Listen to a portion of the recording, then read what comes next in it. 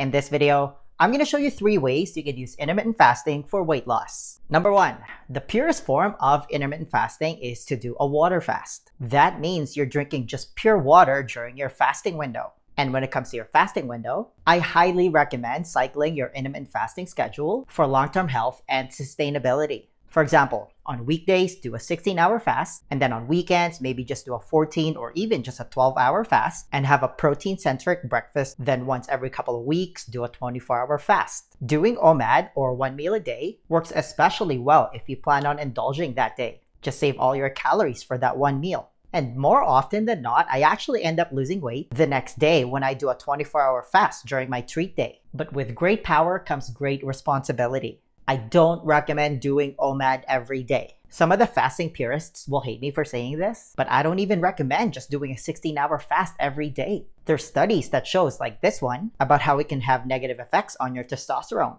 Again, that's why you should give yourself a break on weekends. And this is especially true if you're over 35, because now you have to start dealing with anabolic resistance. And for women, the minimum effective dose of intermittent fasting is actually just 3 days a week. Now, truth be told, I actually did OMAD every day for about a few years ago. I just thought that because something is good for you, then more is always better. I was wrong. And I gotta admit, at first I got amazing results. I got super lean, but eventually it started to affect me negatively. I'm just being brutally honest here. When I got blood work done, my testosterone wasn't optimal. I was always cold. I had cramping problems when I did physical activities. And this was when I was a competitive athlete, which was brutal for my performance, and it started to affect my sleep negatively. My point is, you need to fast intermittently. That's literally what intermittent means. Don't be dogmatic to the point where you're too rigid with your fasting schedule. More isn't always better. You actually see some of these dogmatic intermittent fasting gurus here on YouTube, and they don't look healthy. I've said this many times.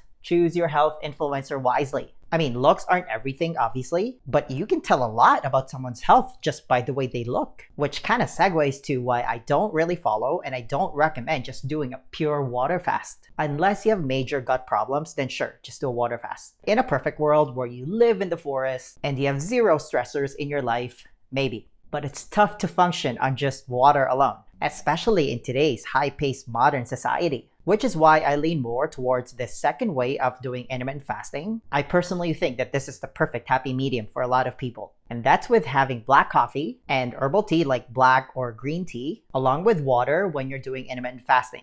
And by the way, don't fall into the mistake that I did when I was just starting out by drinking fruity types of tea. So many people are guilty of this. I get it, they're really tasty. I used to order the peach flavored decaf tea at Starbucks, and I used to think that I was doing great. Nope. Because that fruity flavor is enough to trigger the cephalic phase insulin response, which effectively breaks the fast and then triggers stronger cravings afterwards. Now, some of the hardcore fasting police will even say that coffee breaks the fast. Well, it kind of depends how you want to look at intermittent fasting and what kind of benefits you're looking for. If you're one of those lucky people that can just drink a glass of water and be a highly functional human being without coffee or tea, then good for you. But for the majority of people, starting the day with a cup of coffee is a great way to kickstart the day because A, coffee is delicious, and B, the amount of caffeine in 2 cups of coffee doubles ketone production according to a study from UC San Diego. Ketones, in case you didn't know, are an alternative fuel made in your liver when there's not enough glucose for energy. Why is that important? Well, when ketones go up, ghrelin, which is your hunger hormone, goes down, and cholecystokinin, or CCK, a satiety hormone, goes up. Coffee basically acts as a delicious appetite suppressant. All of a sudden, you can function without food in the morning. I mean, who doesn't want to feel less hungry during a fast? Like, being hungry sucks. I've said this many times, but this is why weight loss, in its very essence, isn't about counting calories. It's about controlling hunger. Calories matter, but hormones are more important. Now, you won't find a hard time finding a list of observational studies about caffeine that shows that it protects the liver, it's anti-carcinogenic, it increases metabolism, it aids the thyroid, it improves fat burning, it increases mood and cognition, and it increases progesterone, which is a very important hormone for women. But if we're also being intellectually honest here, we also have to acknowledge that coffee is made out of brewing roasted plant seeds. Coffee beans are seeds. Botanically speaking, seeds are the most highly defended part of the plant. There's no arguing about that. It's the plant's baby, which means it contains many anti-nutrients and defense chemicals. You're also dealing with pesticides used in the coffee beans, mold toxins, and mycotoxins from the processing. That's just the reality of it. As always, there are levels. If you can honestly say to yourself that you're thriving, don't change anything.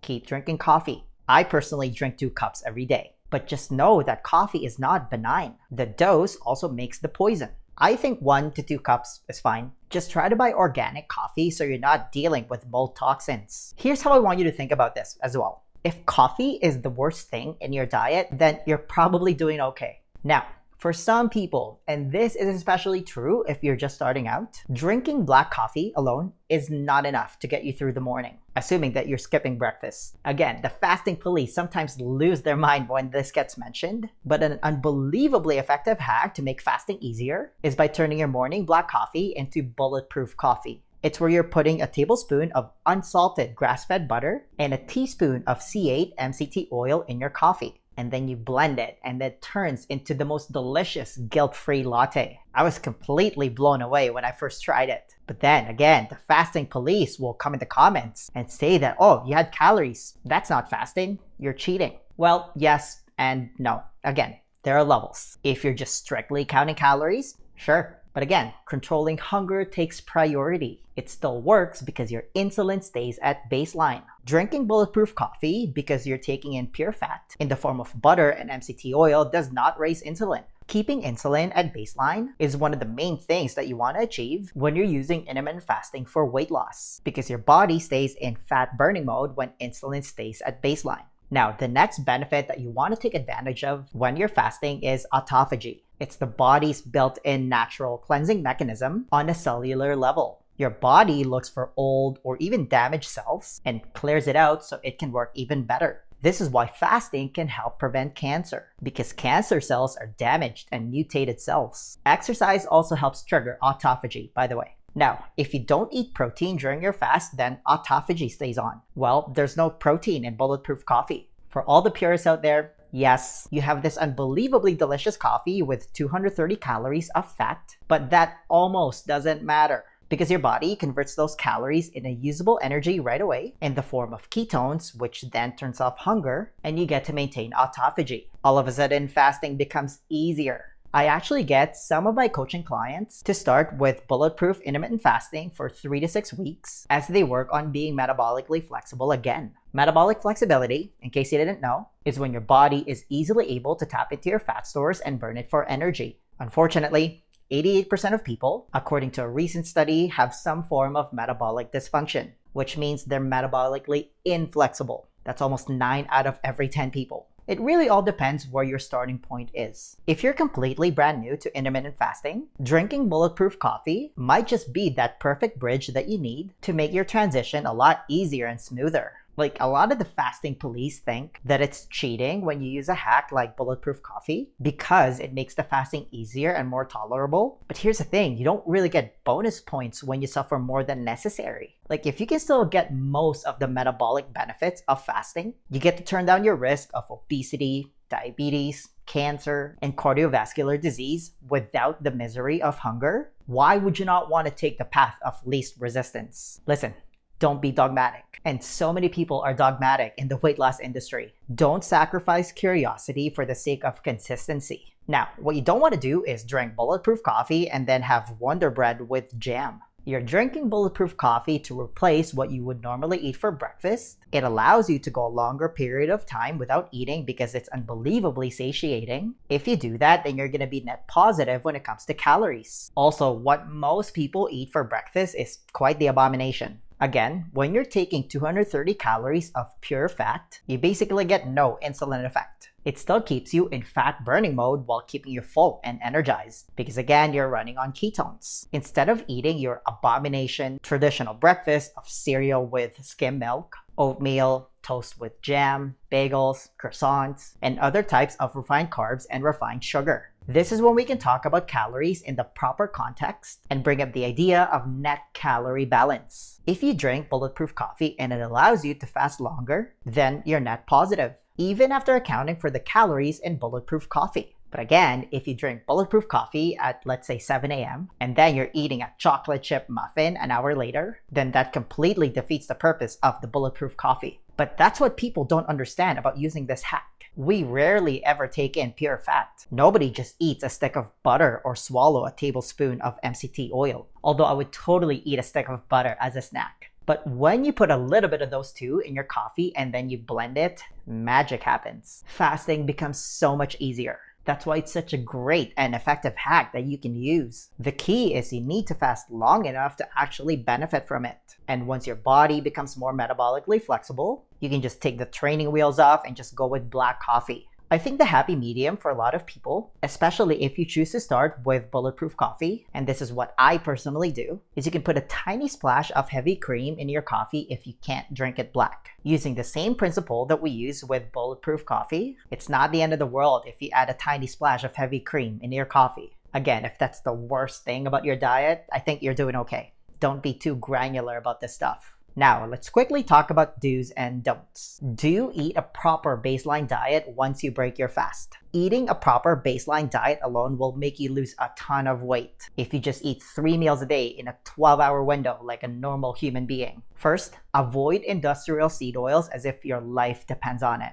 I'm talking about heart-healthy vegetable oils. They're basically in all refined and ultra-processed foods, and obviously all deep-fried foods in restaurants. Don't drink liquid calories like pop. Severely limit your alcohol intake. Don't eat refined carbs and refined sugar like cookies, chips, crackers, candy, pasta, pizza, and the likes. If you're gonna eat those things or drink alcohol, save them for special occasions and make sure that they're made out of the highest quality ingredients. Lastly, get adequate and high quality protein and eat the least toxic plants that your body tolerates. Remember, plants exist in a spectrum of toxicity. Leaves, stems, roots, and seeds are the most highly defended parts of the plant. Now, this is where I draw the line when it comes to tricks and hacks to make intermittent fasting easier. You're doing more harm than good if you do this. Don't use artificial sweeteners. I know. Okay. At most, you can use it as a training wheel, kind of like Bulletproof Coffee, for about 3 to 6 weeks as you work on being metabolically flexible again.